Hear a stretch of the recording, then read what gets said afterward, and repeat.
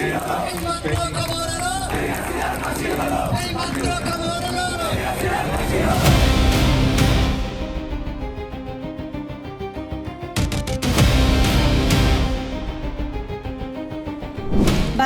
एक बार फिर से हिंसा की चपेट में आ गया है। इस बार हिंसा उस्मान हादी की मौत के बाद भड़की है। उस्मान हादी की सिंगापुर में मौत के बाद ढाका में हिंसक प्रदर्शन भड़क उठे। ढाका में अज्ञात हमलावरों ने उस्मान हादी की गोली मारकर हत्या कर दी थी। हादी की मौत की खबर मिलते ही प्रदर्शनकारियों ने प्रमुख अखबारों के दफ्तरों पर हमला किया और आग लगा दी। हादी की मौत के बाद बांग्लादेश की अंतरिम सरकार ने शोक घोषित कर लोगों से शांति बनाए रखने की अपील की है। बांग्लादेश की अंतरिम सरकार के मुखिया मोहम्मद यूनुस ने उनकी मौत पर शोक जताया है और एक दिन के राजकीय शोक की घोषणा की गई है। बांग्लादेश हिंसा की आग में उस समय भड़क उठा जब लोगों को उस्मान हादी की मौत की खबर लगी। शरीफ उस्मान हादी को ढाका में 12 दिसंबर को उस वक्त अज्ञात हमलावरों ने गोली मार दी जब वह पल्टन इलाके में कलवरट रोड पर बैटरी से चलने वाले ऑटो रिक्शा में सफर कर रहे थे। घटना के तुरंत बाद उन्हें ढाका मेडिकल कॉलेज अस्पताल ले जाया गया। यहां से बेहतर इलाज के लिए उन्हें सिंगापुर भेजा गया, जहां उपचार के दौरान 18 दिसंबर को उनकी मौत हो गई। ऐसे में आइए जानते हैं कि कौन थे उस्मान हादी, जिनकी मौत के बाद बांग्लादेश एक बार फिर से हिंसा की चपेट में आ गया है। उस्मान हादी बांग्लादेश में पिछले साल जुलाई में हुए आंदोलन का एक प्रमुख चेहरा था। इस आंदोलन ने पूर्व प्रधानमंत्री शेख हसीना को सत्ता से हटाने की भूमिका निभाई थी। उस्मान हादी इनकलाब मंच का प्रवक्ता था और आंदोलन के लिए युवाओं को इकट्ठा कर चुका था। इनकलाब मंच पिछले साल जुलाई में बांग्लादेश में हुए विद्रोह के दौरान ही चर्चा में आया। उस्मान हादी फरवरी में होने वाले चुनावों की तैयारी में जुटा था। हमले के वक्त वह ढाका 8 निर्वाचन क्षेत्र से स्वतंत्र उम्मीदवार के रूप में चुनाव प्रचार कर रहा था। फिलहाल सिंगापुर से हादी के पार्थिव शरीर को ढाका वापस लाने की प्रक्रिया चल रही है। वहीं बांग्लादेश में एक बार फिर से हिंसा शुरू होने पर विशेषज्ञों ने किस तरह की चिंता जताई है, आइए सुनते हैं। देखिए, 2 या 3 कहूँ तो एंगल हैं शहबाज शरीफ की स्टेटमेंट के। पहला एंगल तो मेरे हिसाब से इंडिया के हिसाब से हमें इग्नोर कर देना चाहिए। ठीक है, हमें पता है अपनी असलियत, इग्नोर करो। क्यों इनसे तू में हम पड़े?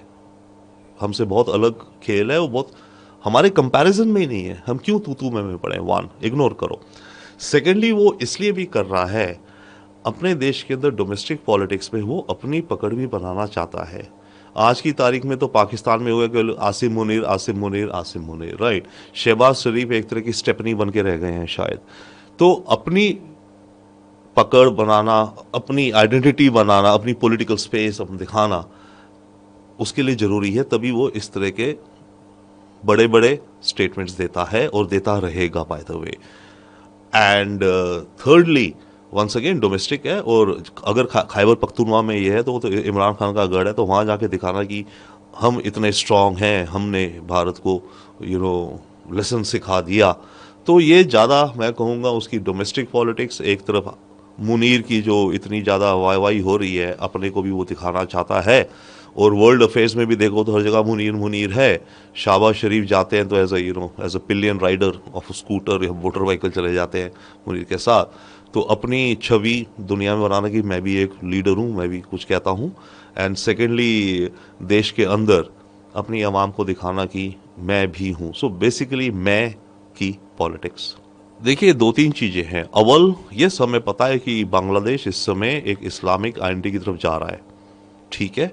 पर हमें प्रॉब्लम में है कि जो रेडिकल इस्लाम की तरफ जा रहा है, आप इस्लाम धर्म में ठीक है, आप रखिए अपने यहाँ शरिया रखिए, कोई बात नहीं है, मेरे हिसाब से आपकी मर्जी है।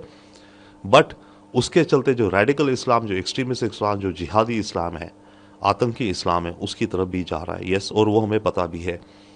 बात यह है कि शेख हसीना के बेटे के जो स्टेटमेंट्स हैं, ये एक और एंगल से हम देख सकते हैं। देखिए, ये उनकी अपनी डोमेस्टिक पॉलिटिक्स है। वो भारत को उकसाना भी चाहते हैं। हमें असलियत पता है, हम कर रहे हैं, हम कदम ले रहे हैं, हमारी सरकार जो हमें लेने चाहिए। और हम बैलेंस भी रहेंगे, लॉन्ग टर्म है हमारा, ओके। ऐसे में शेख हसीना के बेटे का मकसद ये भी है कि भारत को और उकसाओ, ताकि भारत बांग्लादेश के खिलाफ, यानी कि शेख हसीना के ओपोनेंट्स के खिलाफ कोई सख्त एक्शन ले। हमें मेरे ख्याल से उस चीज़ से बचना भी चाहिए। At the same time, yes, हम शेख हसीना के साथ खड़े, हमारी फ्रेंड थी, सेकुलर है, मोस्ट इम्पॉर्टेंट। बट आज की तारीख में जो बांग्लादेश की सिचुएशन है वहाँ पर ऑपोजिशन है शेख हसीना को बड़ी मात्रा में जो दिखता है।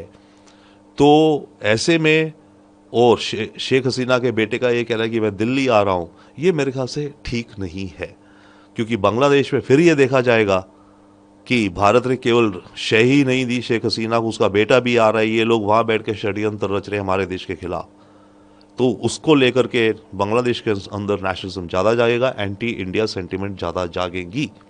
जो शेख हसीना के बेटे जो कह रहे हैं वो बिल्कुल सही है। बांग्लादेश जो है वो एक इस्लामिक स्टेट बनने की तरफ जा रहा है। जो हुकूमत को चेंज करना चाहती थी अपने जियो स्ट्रेटजिक इंटरेस्ट के लिए, हुकूमत चेंज हो गई, लेकिन जिस प्रकार से वो चेंज हुई है वो इस्लामी ताकतें अभी आ गई हैं, क्योंकि यूनुस जो है वो उन ताकतों के बगैर चल नहीं सकता है।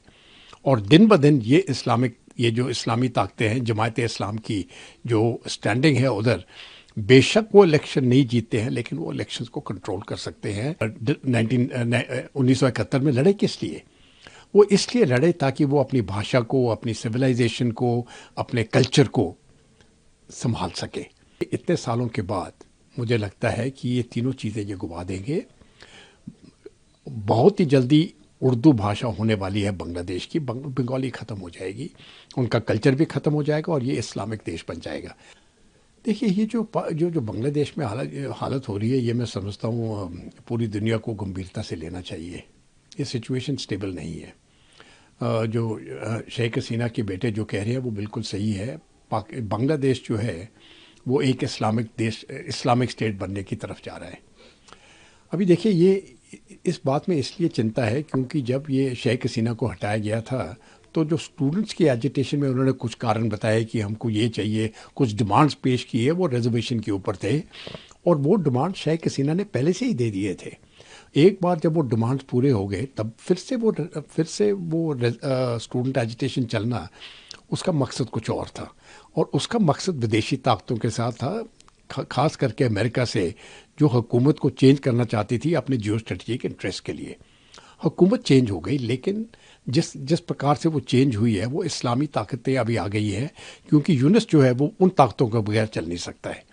और दिन ब दिन ये जो इस्लामी ताकतें हैं, जमायत इस्लाम की जो स्टैंडिंग है उधर, बेशक वो इलेक्शन नहीं जीतते हैं लेकिन वो इलेक्शंस को कंट्रोल कर सकते हैं। और जो फरवरी में इलेक्शंस होंगे, मुझे लगता है ये रिग्ड होंगे और जो नतीजा आएगा, इसलिए इस्लामिस्ट ग्रुप्स जो हैं ये ऊपर उठ जाएंगे। मैं समझता हूँ ये खास करके बांग्लादेशियों के लिए ये मैं समझता हूँ बहुत बुरा है। 1971 की जब लड़ाई हुई, इसी महीने में, या दिसंबर 16 की बात करते हैं, जब बांग्लादेश को आज़ादी मिली और पाकिस्तान की फ़ौजों ने वहाँ पर सरेंडर किया है, तो वो उस लड़े किस लिए थे? 1971 में लड़े किस लिए? वो इसलिए लड़े ताकि वो अपनी भाषा को, अपनी सिविलाइजेशन को, अपने कल्चर को संभाल सके। अब जाके इतने सालों के बाद मुझे लगता है कि ये तीनों चीज़ें ये गुवा देंगे। बहुत ही जल्दी उर्दू भाषा होने वाली है बांग्लादेश की, बंगाली ख़त्म हो जाएगी, उनका कल्चर भी ख़त्म हो जाएगा और ये इस्लामिक देश बन जाएगा। और एक बार ये इस्लामिक देश बन गया तो बाकी चीज़ें जो भी ये समझते हैं वो बंगाल के साथ जो अपनी भाषा और अपनी कल्चर के साथ जो जोड़ते हैं, ये सब ख़त्म हो जाएगी। और ये मुझे इसलिए बुरा लगता है क्योंकि 1971 में अप्रैल के महीने में जब जनरल नियाज़ी ने पहली अपनी स्पीच दी अपनी पाकिस्तान के मिलिट्री ऑफिसर्स को, तो उन्होंने उसमें ये बताया कि इन बंगालियों की इनकी नस्ल बदली कर दो। उस टाइम तो वो हार गया और 16 दिसंबर को उनको सरेंडर करना पड़ा 1971 में। लेकिन मैं समझता हूँ अगर जनरल नियाज़ी आज जीवित होते हैं तो वो हंसते और बोलते, देखिए तुम लोगों ने सोचा हम हार गए, लेकिन असली जीत तो हमारी है। हम चाहते थे ये बांग्लादेश जो है ये इस्लामी देश बने, और देखिए अभी ये इस्लामिक देश बन चुका है। ये मैं समझता हूँ ये पूरे बांग्लादेश के जो लोग हैं इनको ये बड़ी गंभीरता से लेना चाहिए, वो चाहते क्या हैं। और इस प्रकार का अगर वो देश बन जाएगा तो जिसके लिए वो लड़े थे 1971 में, वो सब समाप्त हो जाएगा।